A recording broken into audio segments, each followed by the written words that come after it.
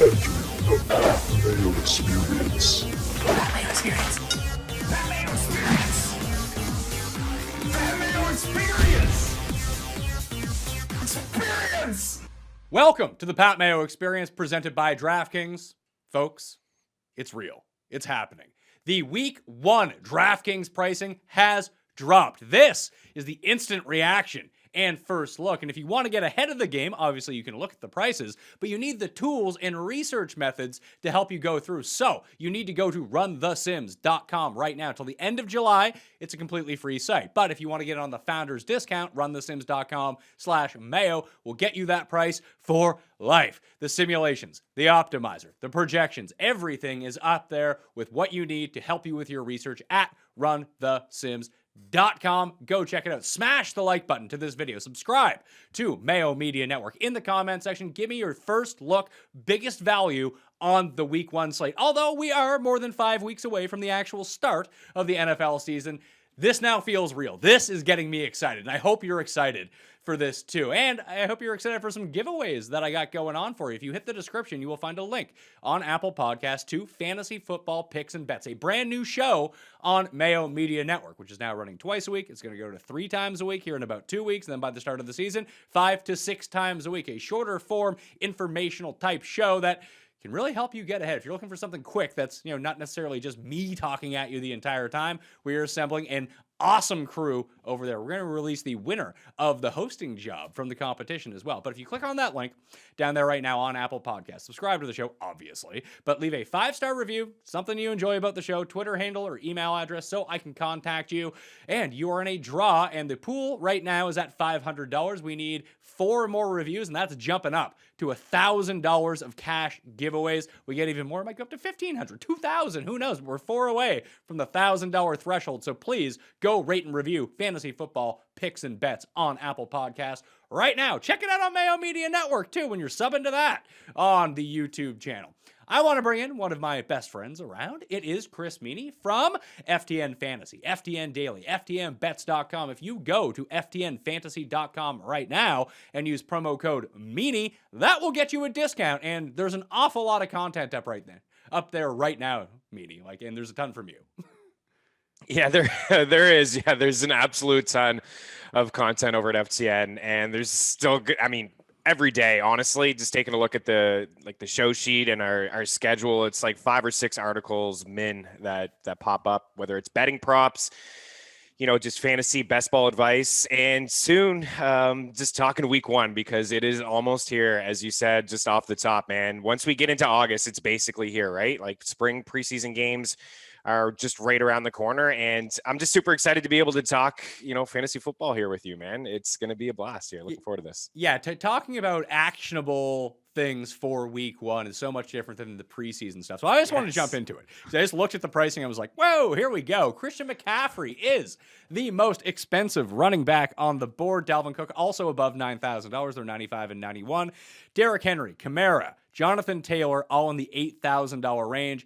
Barkley, Chubb, and Eckler are in the 7s. Then you got DeAndre Swift, Aaron Jones, Clyde Edwards-Helaire, Miles Sanders, James Robinson, $6,400, although he does an easy matchup. I don't know how that one's really going to work out. Najee Harris, here we are, $6,300 bucks. Joe Mixon and Myles Gaskin. That bitch, Myles Gaskin, is $6,000. So right off the hop, I mean, I guess it really depends on how you build, because I have a stack already from the first look pricing. I was like, oh, wow, we can pile this one up, save some cash, and go spend if we want to. But McCaffrey at 95 versus Dalvin Cook at 91, I mean, it's pretty juicy to start off with. I think I would always lean McCaffrey because of the upside, but I mean, ownership is going to have to dictate this. I didn't want to speculate on ownership right now, but did any one of these guys at running back stick out to you right away being like, oh my God, that guy is just going to be the play?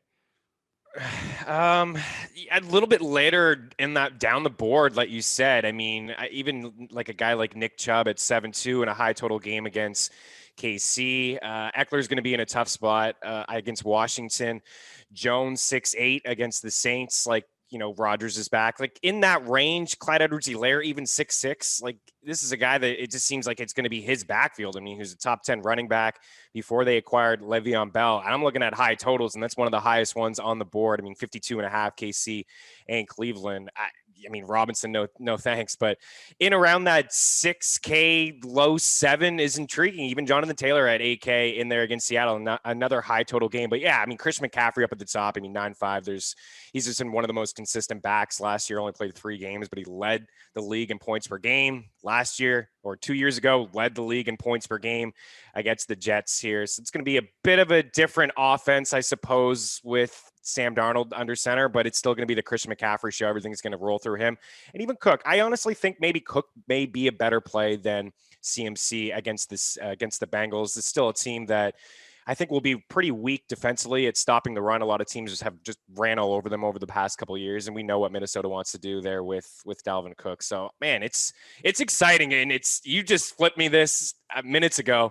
So kind of just rolling through some of these running back prices, but I think I may live in that range around 6K, but there's certainly some underpriced wide receivers and quarterbacks where you can spend up here at running back, maybe even McCaffrey and a Cook week 1, and get away with a decent looking lineup. Yeah, because so much of where the pricing is not going to change over the next month. Like, supreme value is going to open up in the 3Ks at wide receiver once people win jobs or guys get cut. There's probably going to be a few $2,500 tight ends that work as well. And this is for the main slate, the millionaire maker slate, although there's probably going to be a millionaire maker for the first game of the season too. So this is like your Sunday early, Sunday late. It doesn't involve the Bears or Rams, Ravens or Raiders, or the opening game of the Cowboys and Bucks. So keep that in mind when you're being like, where is this guy? Like, I mean, have you never played DraftKings before? This is how it works. This is the main slate. Where's Zeke? Oh, yeah, where is Zeke? He should be. Why is he not up here in the pricing? So some of the guys, when I go down the list a little bit, like I actually think like Najee Harris, that Steelers and Bills game is one of the higher total games. Now, if you think that Buffalo like blows them out, which is where the line is being set right now, it's -6.5 for the Bills at home in that opening 1 p.m. start Eastern time.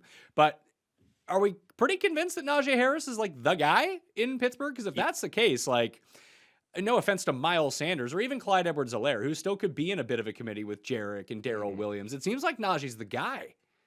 Yeah, and that's just a total oversight by me, even going down even lower to the low 6. Yeah, Harris is, oh my goodness, it's a great price for him against the Bills. Yeah, you mentioned the spread. I don't even care about that.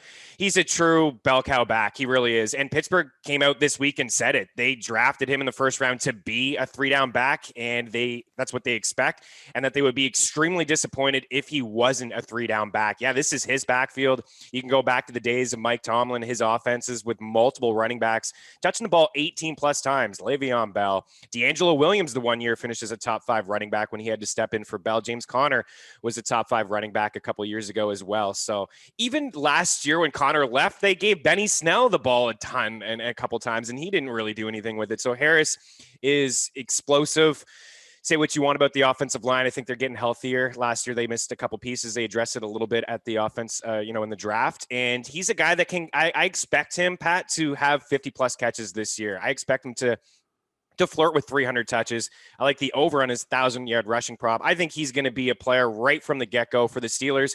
And Big Ben, another year older, you have to question whether he can push the ball down the field. There's a reason Juju led the team in catches, because he's just throwing the ball 10 yards down the field with accuracy. So there'll be some checkdowns. If indeed the Bills do, get ahead here by a touchdown or so, Harris will be on the field at all moments of the game, even late down in the fourth quarter. I believe that. So the cheaper the running back that we can find that's going to play in all 3 facets, when he's going to have the receiving role, he's going to have the every down role, and the goal line role, he is one of the cheapest ones on the board who fits that profile. The other one, and I don't think I'm going to get here because when I reveal my the stack that really jumped out to me right away, Mike Davis is down here at $5,400. No one believes in Mike Davis that he's going to be any good, and I'm sort of on the fence. I just think he's been such a really good value in season long, and this value for $5,400 on the board right now, he could be one of the running backs who fits the criteria that I just talked about. He's the goal line back, he's the passing down back, he's the between the 20s guy.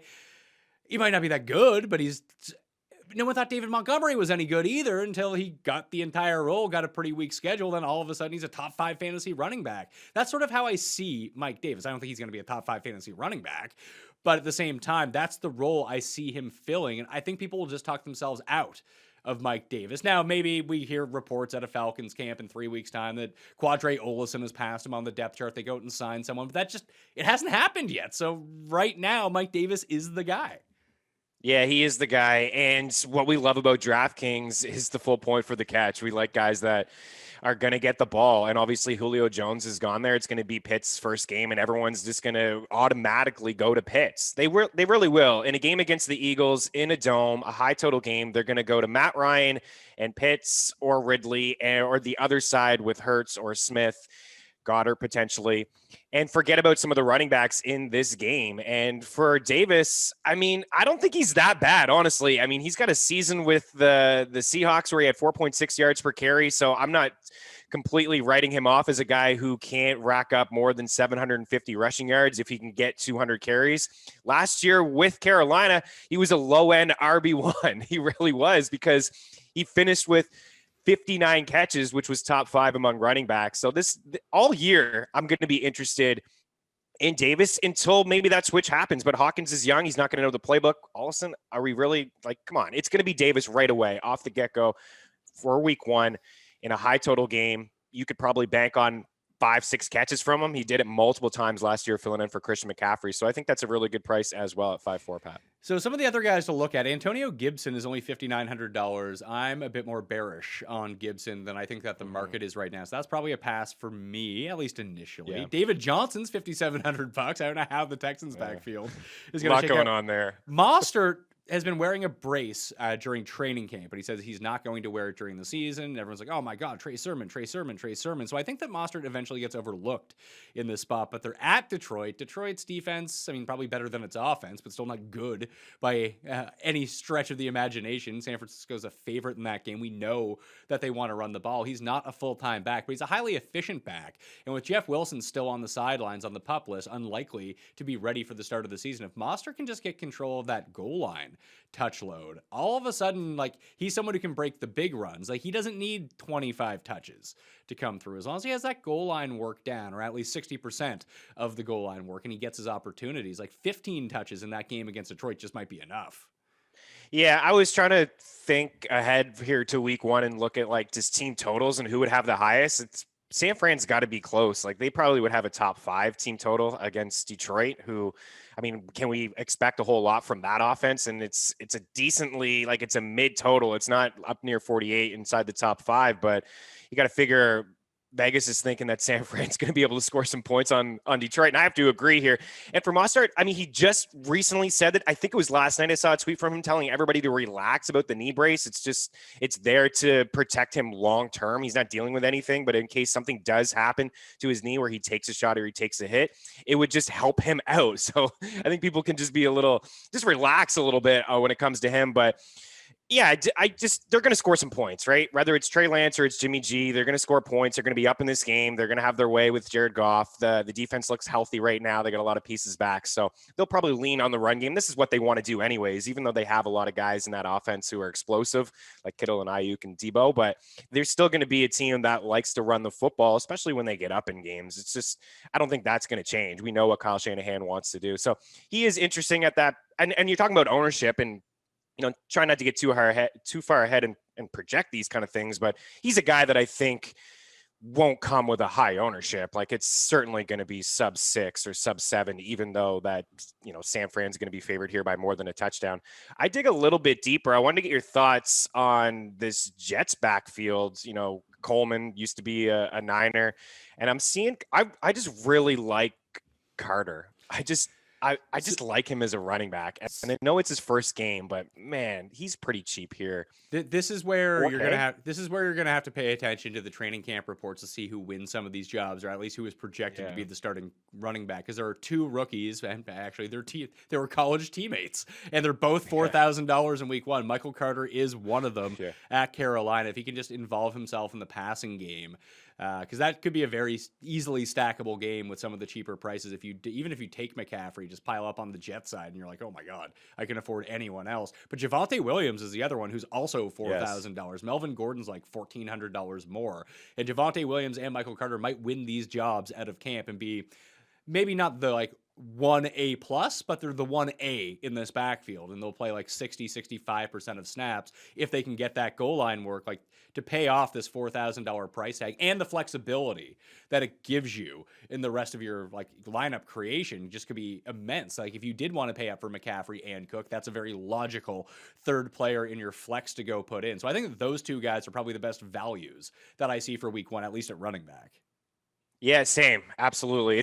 Actually, both of them it's kind of where I looked first to see where both of those guys are, because I think that they are going to win jobs here out of camp. And I really like what the Jets did with their offensive line. I think, it's going to be one of the better offensive lines in all of football. And I do believe that Carter will be a guy that is close to a bell cow back. I think he's going to be the guy that catches balls out of the backfield. Now it's week 1. We're just looking at week 1. Long term, I think he's really going to solidify a role inside this offense. So it is going to be tough for just these rookie backs right away to see what kind of workload they'll get off the hop. But like you said, you're going to want to follow preseason with some of these guys. But again, I really like this Jets offensive line. I like Carter as a running back. I think he can catch balls out of the backfield. I'm not sold on anybody else inside that offense. And we don't even know about Melvin Gordon. Is the off-field stuff just gone now? According to reports out of Denver, that there's still a possibility that this guy could be suspended for one game to start the season. So if that happens, I mean, the ownership is going to go really high with Williams. But that's another guy that I expect over time here to just be the guy in Denver. Maybe it's a 60-40 off the right away in week 1 if Gordon is playing, but Williams is a bell cow back too. I mean, he's explosive and he can catch balls out of the backfield. I don't think the offensive line is all that brutal in Denver either. I just feel like that's a low scoring, like that's a game that I don't think I'm going to love from a fantasy standpoint, Giants and Broncos, but Jets and Carolina is one that I think could be sneaky. Yeah, I'm not too concerned about the totals if I'm talking about a $4,000 running back. Like that's just, sure. he only has to do, so he scores a touchdown. You're like, oh, here we go. This is amazing You're news. there. And I've afforded everyone else that I wanted in these high total games. The only other ones on the 4s that I'm thinking about, and again, this is going to depend on the news. Travis Etienne is $4,900. Both Bills running backs, both Cardinals running backs are down here too. Out of all of those guys, like Edmonds is the one that I have the most interest in, but if he's not the starter over Connor, I don't really want to play Connor because I think that his very valuable touches both get taken away by Edmonds in the passing game and Kyler near the goal line. But if you have Edmonds in that spot, maybe Kyler takes away some of his goal line rushing ability, but he'll probably, at least more than likely, be the one catching passes out of the backfield so he can prop himself up that way, and he's super cheap. So that's where my first lean was at running back when we went on the cheaper side. I want to talk stacks because this is the first thing that jumped out to me because I wanted to see where Jalen Hurts was. Because Jalen Hurts, I mean, whatever you think of him as a real-life quarterback, he is fantasy gold for whenever he is playing. Yeah. Now, a lot of that has to do with his rushing. So is he actually a stackable quarterback? I think yes, especially with his new weapons. And if you want a cheap stack, this Philly and Atlanta game might be where you want to turn to because you can get Jalen Hurts for $6,400. You can get Devontae Smith in his first game for $4,500. And Jalen Reagor, who no one cares about anymore apparently, for $3,700. Like that is one of the cheaper stacks with upside that you're going to find. And then you can bring that back with a $7,900 Calvin Ridley against this awful. Like, did the Philly secondary really get all that much better, Meaney? That's your team. No, did they get good? No, they didn't. They're going to be, it's going to be a long year in Philadelphia, but I'm absolutely shocked with this Smith pricing at 4.5. I'm looking in this range of wide receivers. Heck, you can go up to 5K. Like there's not a lot of wideouts in this range that you can project double-digit targets. I think Smith is going to have a phenomenal year. It's kind of just, if you look at season long and where he's getting drafted in high stakes leagues outside the top 35, I feel like he's a steal there. And then you look at this price and he's a steal here as well, because it's going to be a high scoring game. Neither team can bring it on defense, and it's inside a dome. We don't got to worry about weather. They're going to be scoring. Both quarterbacks are going to be throwing a bit here. Smith at 4.5, and there's already a connection. Like, forget that he's lighting up the brutal secondary here in training camp, which he is. I'm getting stupid notifications every day about a catch from Smith that I don't really care about, but at least they're hooking up. But these guys have already played together before. They're familiar with each other. They have connected on touchdown passes before in college. So it's going to be a solid 1-2 punch. The matchup is phenomenal. 4-5 is a stack that I can get behind. And as you mentioned, Jalen Hurts, I mean, towards the end of last season, just his rushing ability alone was phenomenal. 106 against the Saints, 63 the week after that, 69 the week after that. I mean, the guy was, to your point, fantasy gold when he was starting. And again, say what you want about the quarterback play, but he's got an alpha wideout.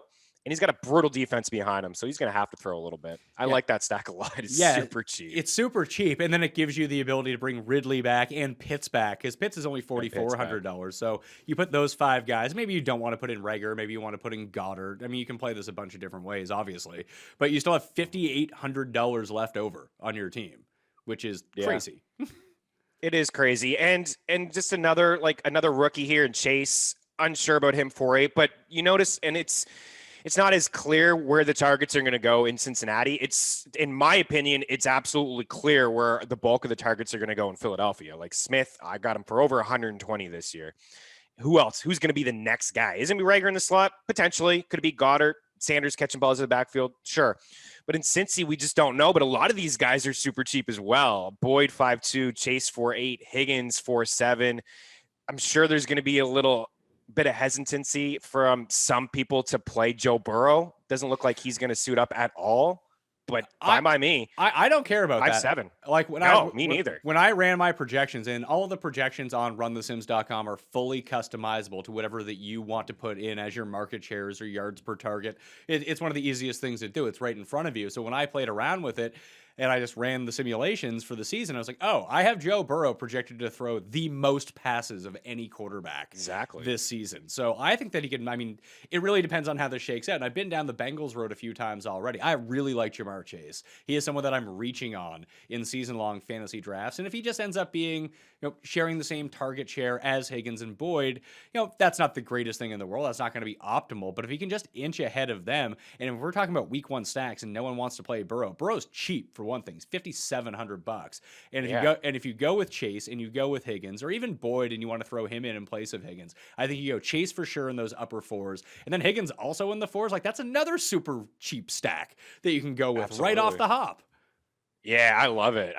That's kind of where I looked right away as well. Just Minnesota last year wasn't great defensively. I think they've improved a little bit, but I still have some questions about their secondary. And you're spot on to have Joe Burrow with all those passing attempts. 40.4 last year was just behind Big Ben, 40.5.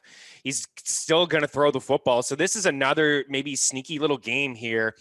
And just like you said, man, super cheap. 4.8 for Chase, 4.7 for Higgins. And Boyd's probably going to be the quote-unquote contrarian guy in this offense, but he's in the slot and he has a role. And he was phenomenal with Burrow last year too. So I don't know if a lot of people will go to this offense just because of Burrow not playing. I know you said you don't care about it. I don't care about it. There could be some rust, but at the end of the day, this guy's going to chuck the ball like 40 times per game. So that's another cheap stack that I was looking at. And then I don't know what you think. Well, that also allows you to either bring back Thielen and Jefferson if you want, because it's so cheap, or just play Delvin Cook in that lineup. Or Cook. Yeah, that's what I was going to say, actually. Like Cook and then just the other way with some of the pass catchers in Cincinnati. What do you make of the Arizona, Tennessee? Like any stacks there that kind of pique your interest? Like, what do you think about Julio with the Titans? Like, it's 6.8 here to start. Did you see that story that Julio was like being charged by some weed company for selling weed? Yeah, I saw that. Was that a real story? I don't know, man. I didn't want to give it a click. I just saw the headline. I just moved on. Yeah, it wasn't Adam Schefter who tweeted it out or Ian Rappaport. No. I was like, it's just some guy on Twitter. I was like, how did this make it into my feed? Is this real? And I just decided like it didn't really make that much of a difference for me. So I think there's one of two ways you can play it. Like, I always find it tough to stack with Kyler because it's a lot like Hurts, where if Kyler has his ceiling game, it's not necessarily because DeAndre Hopkins scores 4 touchdowns in that game. It's because he's picked up 100 on the ground, rush 2 in. So you could play like the Tannehill side, go like Tannehill, Julio, and A.J. Brown, pretty expensive, and hope this isn't a Derrick Henry game, or just flip it and play Derrick Henry on the comeback. Yeah, I guess so. I'm excited about Julio this year. I think he's going to be a big time player in this offense. I really do. I know a lot of people want to knock him on touchdowns, and him staying on the sidelines, but it's just really been one season where he's been hurt. And it was last year. Over the course of like a per game standpoint, he was right on par with everything that he's done in each of his past, his prior years. And I think just the way that they run the play action there and the focus it's going to be on Derrick Henry, I just, the deep ball that Tannehill does have, I really do think that I'm going to be intrigued with him. If he's going to live in this range, now it's just week 1, but if he may just be a guy that lives in this 6.8 to 7.3 range where AJ's always more expensive than him and people are just shying away from Julio because of Derrick Henry or maybe the price of Ryan Tannehill. I just think it's going to be an interesting target. It's just one game that you bring up good points when it comes to Kyler, right? It could be just Kyler running it in. Before he had the shoulder injury, he was third among quarterbacks in red zone rushing attempts. So he kind of called his own number all the time. And then it was Chase Edmonds here and there. So it is tough to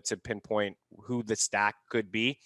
But on the other side, I think I'm pretty intrigued with Tennessee. Well, and that people were just like clamoring to play Ferkser because everyone loves Ferkser. And all of a sudden he's the best tight end in football. Yeah, of course. If we look at wide receiver values from down the list, I think we hit on the Cincy guys and the Philly guys are pretty cheap. I was looking at that Carolina and Jets game. I mean, it's a Sam Darnold revenge game out of the gate, so you have to be excited about that. But all the reports out of Panthers camp are that Terrace Marshall Jr. is going to be like a legit slot guy for them this season. He's going to be playing a ton. If that persists, he's $3,000. He's the min at wide receiver on DraftKings. Yeah, he may lead the team in touchdowns after CMC. He's going to have a role. Brady is very comfortable with him, obviously being with him at LSU. So there's a connection there right off the hop. 3K. There's a couple guys, 2 rookies inside this. I actually may like this Jets-Carolina game a lot more than I probably should.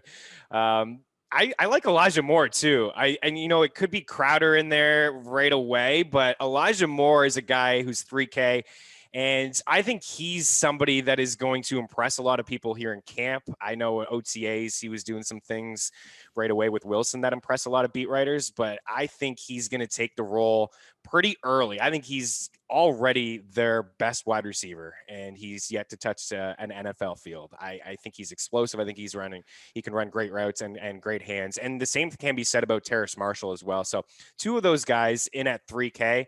Terrific values. And, even other guys inside this game, like if you believe it's going to be Corey Davidson, it's going to take some time for Elijah Moore. He's 4.9, an outside guy that, Mims seems to be falling down a little bit in terms of just the pecking order inside New York's camp. But a lot of these guys are fairly cheap in a game that, again, maybe we can see some points.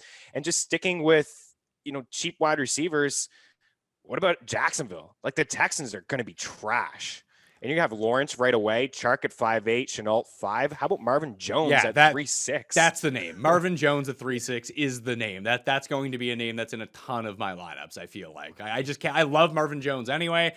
In season-long drafts, I think that he's actually going to be the highest scoring receiver on this team anyway. And you mentioned Mims. He's running with the 3s now in Jets camp, so I wouldn't expect to see a ton from old Mims, but this is where we're currently at. There's a few other names down there. Like, if you can get a beat on the Lions situation or the Saints situation, all those guys are super cheap. So if you think that, like, Perriman downfield against the Niners probably isn't the best move, but, St. Brown could be someone who just picks up, like, 9 catches for 90 yards in the first game because he's the guy that they just go to. Marquez Callaway, he has that speed. We saw him last year with the Saints. I think he's $3,400. So if you can get a really good beat, those guys at 3,000, Terrace Marshall in particular, and Marvin Jones were the 2 that really stuck out to me as like, oh my God, $3,000 values. Like, I need to save money. Here's where I can go. Paris Campbell too is $3,700. Yeah, that Indy game is interesting too, right? We're going to see, I think, a lot of points in it, even though Indy's D is good. Seattle's going to be able to score points in them. Yeah, I'd like Pittman, but 3.7 is Campbell, a little bit cheaper there, probably low owned. But I think Pittman's in for a breakout season with Carson Wentz. I really do feel that way. I think that these guys are going to be – they were working together right away. The minute that Wentz was traded, they hooked up and they were throwing footballs together. And I just like Pittman as an athlete. I think, last year was a bit of a down year for him, a rookie, but Phillip Rivers didn't have a lot of zip on the ball, and they wanted to run the ball a lot. And I think, they still will want to run the ball, Pat, this season in Indy. But one of these guys is going to emerge, and I don't think it's going to be Ty. But no. Pittman at 4-1 would be Pittman at 4-1. I think would be my guy there. But yeah, Paris Campbell at 3.7 is certainly interesting. Yeah, there's also like the rookies down here. Jalen Waddle has already injured his ankle again in training camp, but if he's ready for week 1 with Tua, he's $3,600. Nico Collins in that, like, no one's going to want any Texans, but if he wins the wide receiver 2 job over Anthony Miller across from Brendan Cooks, even Brendan Cooks is a pretty good price, but he's $3,600. That's Colin. Zacchaeus on Atlanta, if you want a cheaper part of that stack, is only $3,400 if he can beat out Gage on the outside, and Gage has to play the interior. Those are all potential options right now that are there. For tight ends, was there any like just giant tight end value that you saw? Or like the highlights, Kelsey is 83, Kittle is 63, and then Hawkinson's 49. Like everyone is kind of a value at tight end. Not necessarily a value, but at least they're cheaper at tight end. Yeah, I think a lot of people will probably look to Pitts. Troutman. Pitts. Yeah. Pitts is the $4,400 Pitts. That's going to be people's play. I know, and it's hard to fade that too. You just like whatever. I'm gonna play Pitts. He's a freak. It's his coming out party against the Eagles. You can line him up everywhere. He's a mismatch, and he's gonna come with a high ownership. But I think you just eat it. 4-4 is a pretty good price. But you were talking about the Saints and just figuring out which guy was, and maybe this will be a trap. And Troutman is 2.9, but. I mean, who's catching balls there for the Saints, right? We're trying to talk about Harris and Callaway there. So there's a lot of guys. Thomas, of course, is not going to play, and Sanders, and defenses are going to be focused in on Alvin Kamara. So he's kind of one that stands out to me. But yeah, Pitt's at 4-4. Just continuing down the board here. Like Troutman at 29, like you said, is a pretty good value. If Dan Arnold is like, if it's not Terrace Marshall and it is Tarzan Dan Arnold in this Carolina offense, then maybe at $2,600 you can give him a look. But we need someone to win this job out of camp at tight end to be the starting tight end, be a focal point of this offense for any of these $2,500 guys, unless I'm just missing someone, but it doesn't feel like I am. No, and Marshall's, you mentioned Terrace Marshall, like he's probably going to be a reason that maybe Dan Arnold doesn't, break out or get a lot of looks, because Marshall's probably that guy. Maybe, I don't think Uzomah, but 3K. Yeah, Everett 3-4 potentially. Yeah, but Seattle we just against Indy. But we just don't know. Like Everett was signed, and it's like, oh yeah, tight end's going to be a big part of this new up-pace offense in Seattle. But then it's like, oh, it's Hollister today. It's like, oh. Great. Yeah. I will say Goddard at 4.8, but again, why are you going Goddard when you can go down to Pitts at 4.4? So yeah, the tight end pool is probably going to be limited right away here. Hawkinson 4.9. Hawkinson 4.9 is actually a value. He's probably going to guy that gets 10 plus targets. Yeah, but comparatively to what you can spend at 4.9 at the other positions, I think that's a little bit tougher, because the big selling point I think with Hawkinson is that he's going to get this like load of targets. But how much scoring is actually going to come along with him? Like, is TJ Hawkinson a slate breaker? Like, Pitts feels like he's a slate breaker. We don't know that, obviously. Yes. But for $500 cheaper, I'd rather just gamble on that upside. In the Colts tight end depth chart, they brought everyone back, right? Like, they still have Doyle. No, Burton's gone. Burton's gone. So it's Doyle and Mo Alley-Cox. Like, I always like Mo Alley-Cox, maybe because his name is Mo Alley-Cox, but he's cheap. He's $2,900. Yeah, and again, this is something you're going to want to follow through camp, who Wentz's guy is going to be, because he has a history of locking into certain guys, right? Jordan Matthews in the slot early on in his career. That's kind of why I think Pittman could be something there for him. I feel like both of those guys have similarities in terms of wide receivers, and if you're a Colts fan, you hope that Pittman is a lot better than Jordan Matthews. But he locked into Wentz. Wentz locked into Wentz, obviously. He locked into Ertz. Ertz was his guy for years, and he locked into him, and then he locked into Goddard at times when Ertz wasn't around, and he also locked into Trey Burton at times when Ertz wasn't around. So who's going to be that tight end for Carson Wentz? It could be Mo Alley-Cox. I mean, he's got the touchdown upside, right? He's a freak. He's super tall, and he's a red zone target for Wentz. So I think it's probably Doyle. I think he's a better athlete. But again, Wentz is going to play here in the preseason. He's going to be one of those quarterbacks. Mo Alley-Cox is a better athlete than Jack Doyle. They're both not great. No, Mo Alley-Cox is a great athlete. He's just not a great receiver. I guess. I mean, he's tall. I don't feel like he's I don't know. I don't feel like he's that great of an athlete. I feel like he's very nimble. You see him out there, it's like, oh boy, like he just looks so gigantic, and you're like, oh, he stands out. He's not tripping over his own feet. Like when you're like 6'7", that's usually good enough at that point. There's this little like mini tier from like 40 for like below Pitts. It's a decent range. It's just I don't know if I'd want to spend $4,100 on Jonnu or Hunter Henry or Evan Ingram or Irv Smith, who's $4,200. Like it's a bit much for me. Let's talk quarterbacks. We discussed probably our two favorite values in Hurts and Joe Burrow at 64 and 57. But Sam Darnold is like one of the cheapest guys on the board here. Him and Zach Wilson are both 5,000. Yes. I like both of those guys again. I like that game. I think it's going to be an interesting game. 5K and Wilson, yeah, both of them are at 5K. So I know a lot of people want to crap all over Sam Darnold, but he's just going to be in a nice situation here in Carolina with an actual play caller and Joe Brady and just playmakers inside that offense. And he's familiar with Robbie Anderson. So I think both of those guys, and Zach Wilson is a quarterback that I think could be decent this year as well. I already talked about the offensive line. It's hard to pinpoint which guy either of these guys are going to like. But for Sam Darnold, I think I'm more intrigued with him, especially if people are going to, it's been a while since we had CMC on the slate. Let's spend up for CMC. The 19 fantasy points is basically what this guy is his floor, right? He churns that out every single week. And it will allow you maybe to go with Sam Darnold or a Terrace Marshall or Sam Darnold or DJ Moore or Robbie Anderson or getting in maybe a couple pass catchers with Sam Darnold. So those are the guys in that 5K range. We don't know what's happening with the Saints. I don't think I'll be totally interested, but if it was Taysom Hill, I guess maybe, but I don't think I'm, talking myself out of that one pretty easily, actually. Yeah, Darnold feels like the better option at 5K. I mean, I think Zach Wilson by himself might outscore Darnold, but if everything goes right, it just seems like it's much easier to stack with Sam Darnold than it is with Zach Wilson. Right. What do you think about Trevor Lawrence at 6'2", if you like Marv? It's too expensive. The Texans are awful. I know, but it's too expensive. Like, I can pay $700 less for Burrow. I can pay $100, $200 more for Hurts. Like, come on. Yeah. I get it. Maybe Where's Trey Lance on here? We don't know if he's starting, but Trey Lance is $4,500. If he starts, he is just play him in every lineup. Yeah, every single lineup. I know Kyle Shanahan said this week that it's Jimmy Garoppolo week 1, but he didn't even look at the camera when he said that. Like, how people have a tell when they lie? I had an old girlfriend. I could always tell when she was lying to me. She just didn't look at me. She just looked away. And that was exactly Kyle Shanahan in the presser. Like, Jimmy Garoppolo is our starter week 1. Okay. I don't know, man. You look at week 1, this is a perfect situation to play Trey Lance. Week 1 against the Detroit Lions. You don't have to ask him to do too much here. The defense is going to win you the game alone. Don't have to throw the ball too much.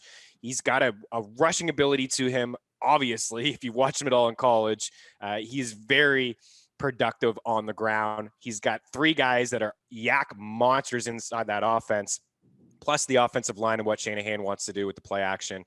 Yeah, if he's playing, I would get him in there. And then week 2 in Philadelphia is another easy game for him. So, just forget about Jimmy Garoppolo. You traded up all that draft capital. You know what you have in Jimmy G. How impressed are you going to be with Jimmy G playing good against Detroit or Philadelphia? Get him in there right away before the schedule starts to turn hard with Seattle and Green Bay after those first couple weeks. So we'll see how preseason. Do you remember a couple years ago, Pat, when Jimmy G threw 5 interceptions in a preseason game and everyone's freaking out? If that happens this time around and Trey Lance is balling out, yeah, Trey Lance is going to be the highest owned quarterback week 1, DK. Tua, Cam, Tyrod, they're all down here with Fitzpatrick and Jimmy G. I think the one that, Daniel Jones at 53 against Denver is kind of intriguing just because he runs, but I don't know. That seems... Especially if Saquon doesn't play week 1. I think Saquon's going to play week 1. I think he will. It'll probably just be limited a bit, but yeah, he's always going to be interesting because of his weapons, right, Pat? I don't think that Saquon's going to catch 90-plus balls like he did as a rookie, but he's going to catch balls, and they got Kenny Golladay there, and there's other pass catchers inside that offense. Evan Ingram is frustrating, and Shepard is frustrating, but right now looks like we're still a little bit away from week 1, but if they're healthy going in, there's a lot of weapons there for Daniel Jones to be okay and to run a bit, because you're looking at just some of the fantasy points. 14 is okay for a team last year that finished, I think, dead last or second worst in scoring per game. So they've done a good job of just getting some guys inside that offense to help out Jones. Well, let's take a look at the defense to see if there's any cheap ones that jump off the page. Yeah, right at the bottom.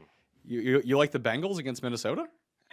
I don't know. I may like the Falcons. I like the Falcons or the Bengals. Yeah, one of those two. I'm just saying. I look at the bottom initially right away when I look at DK pricing on defense. Yeah, maybe I was gonna say the Jets in Carolina. Buffalo at 2,500 at home against Pittsburgh seems like a good one. Seems like a really good price. And even the Jags. Especially the last time especially the last time we saw Big Ben play football. Right, he got torched by the Browns. Yeah, Jags against at Houston, $2,700. Maybe that could work out if Houston's his buddy.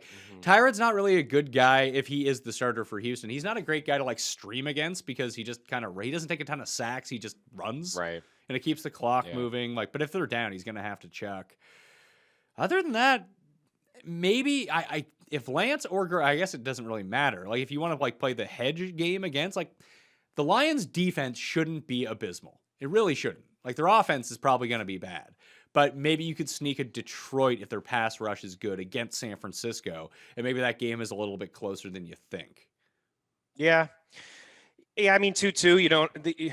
They don't have to do too much there for you. My one problem is I think San Fran runs away, and then they're running the football a little bit more. I'd maybe want a team that could go up against somebody where you see some passing. I don't know. That Atlanta and Philly game may just be, I know a lot of people, we both like the pass catchers there and the quarterbacks, but that game could be just a weird, sloppy game where there's some turnovers there from both quarterbacks. And, Falcons at 2K, as much as we like Hurts and Smith, I don't think that's awful either at 2K in there. And I don't know. I like to spend down where I can, but the Bills at 2.5 are mispriced.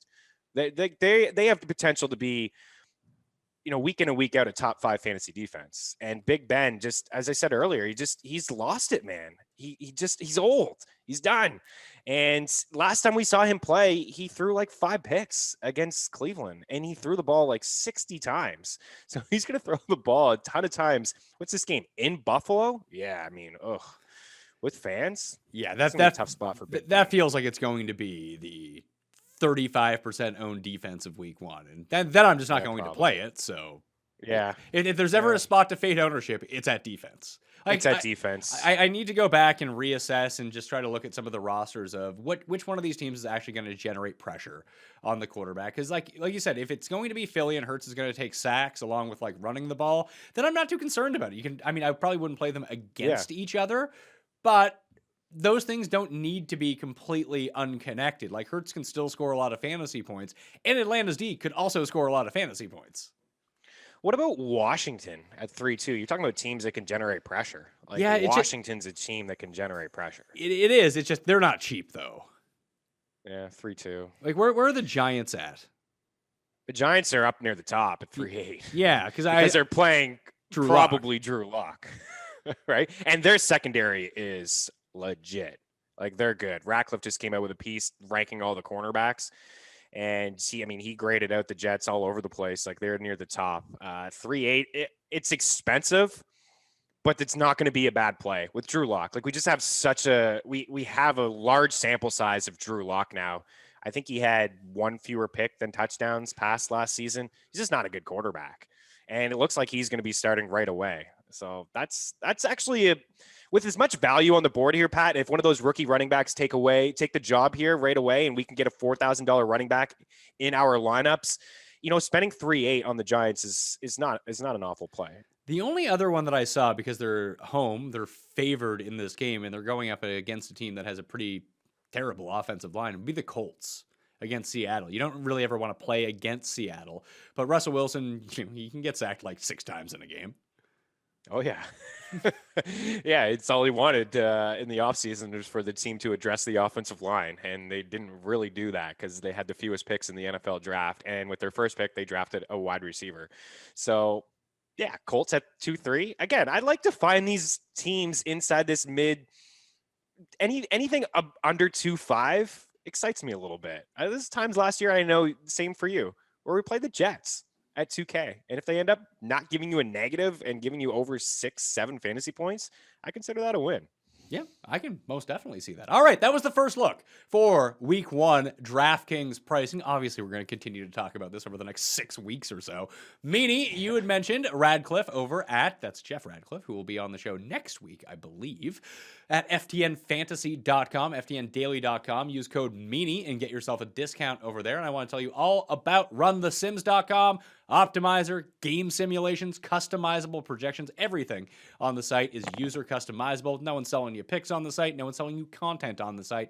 It is a place for you to get access to the very top-end tools and use them in any way that you deem fit. Plus, there's the Advanced Stats Hub, which is free for everyone. You can check out the site free until August 1st. Just go sign up, and you can go play around on the site. Why not give it a test drive, all right? I'm Pat Mayo. Smash the like on the way out, enter the review, and I'll see you next time. Pat Mayo Experience! Experience!